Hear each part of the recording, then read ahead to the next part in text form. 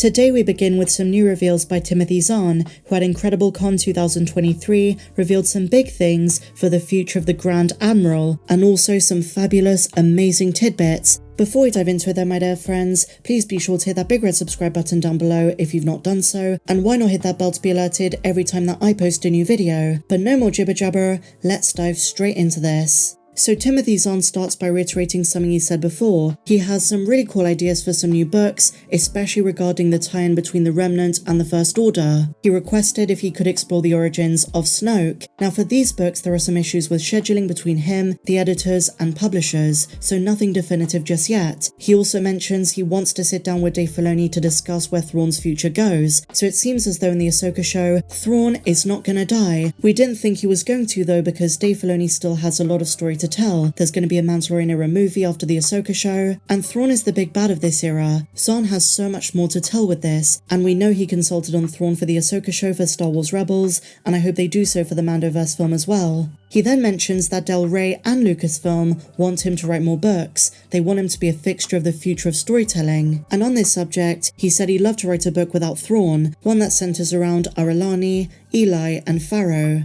He also says he trusts Dave Filoni with the character of Thrawn. He's happy to hand over some of those creative decisions because he's satisfied Dave Filoni knows the character well. And then tongue-in-cheek, he says he doesn't want J.J. Abrams to write anything for Thrawn. Then onto some things that don't pertain to the Ahsoka show or Grand Admiral Thrawn. He says he loves Star Wars Andor, especially the final episode that they had 3 military advisors. He also loved Mando season 1 and 2 and is grateful for the return of Luke. On the subject of the Book of Boba Fett, he laughs and says, back when he was doing Heir to the Empire, Lucasfilm forbade him from writing a scene where R2 piloted Luke's X-Wing, because at the time, Lucasfilm told him R2 can't pilot alone. In canon, he can. In the Book of Boba Fett, it's R2 that brings back Grogu without Luke. So those are some of the big reveals, some really awesome stuff. I can't wait for more Thrawn in Ahsoka in live action. Share your thoughts in the comments down below. And so now, my dear friends, what is going on with The Mandalorian Season 4? This is a question you see pop up all over the place, especially given the writer's strike. We don't know when that's going to come to an end. Insider Jeff Snyder thinks it's going to be by the fall, and filming according to Production Weekly schedule is going to start in November, 2 months after it was meant to begin. But some other outlets are not so optimistic, saying the strikes could go on for many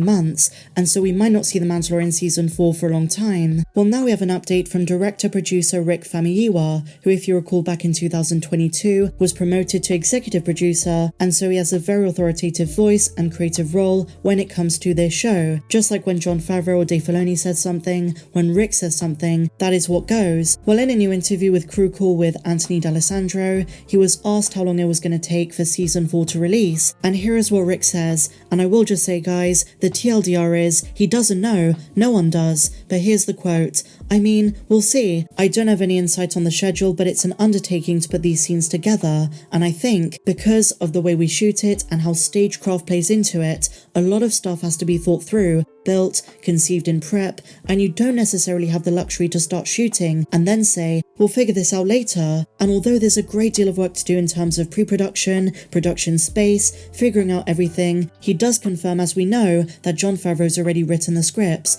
Everything is ready to go. But the writing process continues through production too, so the strike does affect them, especially if there are rewrites, which generally tends to be the case when it comes to Mando. So then he says, that work takes time, that work has to get done, and obviously, all of the series that have been happening, we're just trying to figure out the space and how everything slots in. There becomes a sort of jigsaw puzzle as to how to figure it out. So I know Jon Favreau's written the scripts, and he's excited to keep telling these stories in this world. So when and how that happens, obviously everything considered, we'll see. And then he makes a very interesting comment. He says Season 3 was a really nice way to wrap up this period of the Mandalorian universe, which kind of suggests to me that going forward things are going to be a bit different. Season 3 was a bit of a deviation in and of itself, but in many ways it culminated much of Seasons 1 and 2. The story of Dr. Pershing, Moff Gideon, what he was up to with the clones, everything regarding the restoration of Mandalore, the Armorer, the Children of the Watch, retaking their homeworld,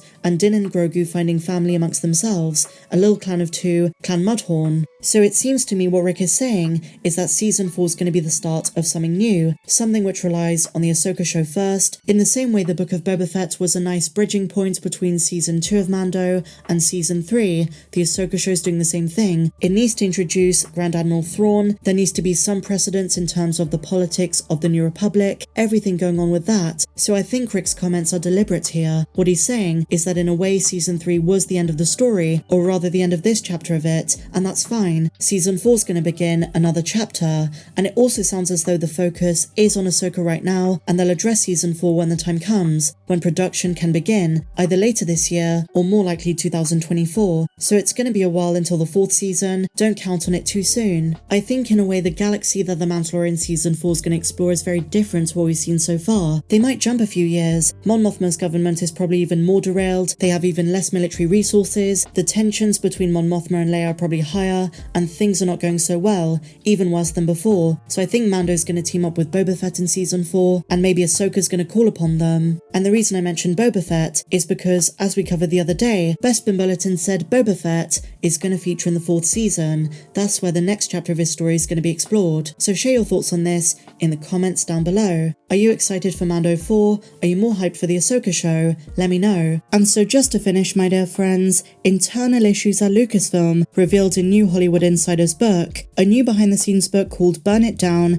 Power, Complicity, and a Call for Change in Hollywood by Maureen Ryan shed light on some issues facing Lucasfilm in recent years, mostly where its streaming shows are concerned. Now we know there have been some problems at the studio for some time, but we didn't know how bad things were. Well, according to Maureen, they're worse than we think. The first anecdote covered in the sections dedicated to Lucasfilm concern a source who's known by the pseudonym Emma, who was hired to work on expanding Lucasfilm's existing IP with a spin-off of some kind. Emma worked with a person at Lucasfilm who they give the pseudonym Derek, who she believed did not understand the assignment despite being well connected within the film industry.